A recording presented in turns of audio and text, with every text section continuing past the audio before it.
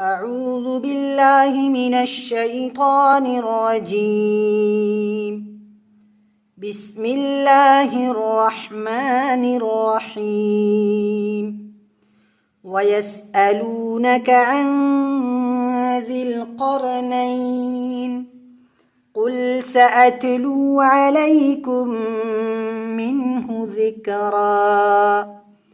إنا مكنا له في الأرض وآتيناه من كل شيء سببا فأتبع سببا حتى إذا بلغ مغرب الشمس وجدها تغرب في عين حمئة ووجد عندها قوما قلنا يا ذا القرنين إما أن تعذب وإما أن تتخذ فيهم حسنا. قال أما من ظلم فسوف نعذبه ثم يرد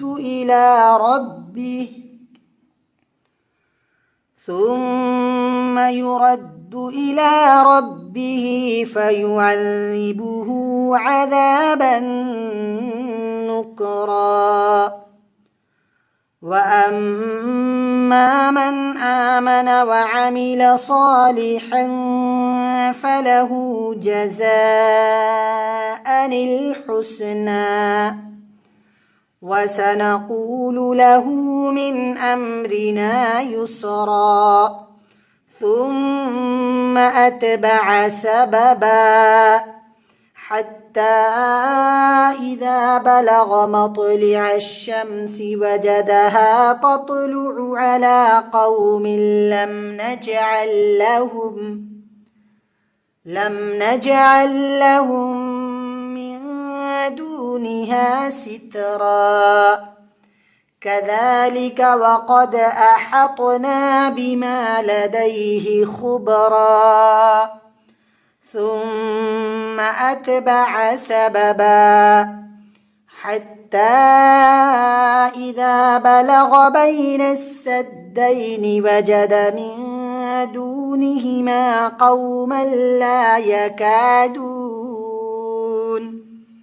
لا يكادون يفقهون قولا. قالوا يا ذا القرنين إن يأجوج ومأجوج مفسدون في الأرض فهل نجعل لك خرجا على أن تجعل بيننا وبينهم سدا.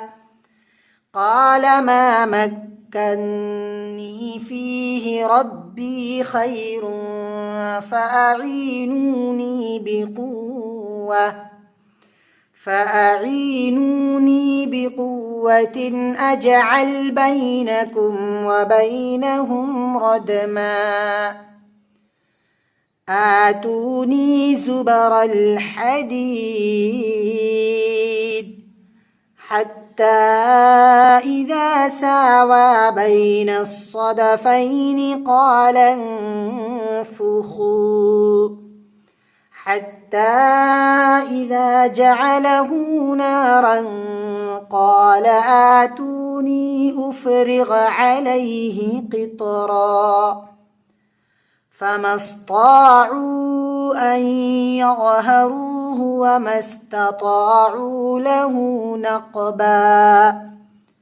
قال هذا رحمة من ربي فإذا جاء وعد ربي جعله دكاء وكان وعد ربي حقا.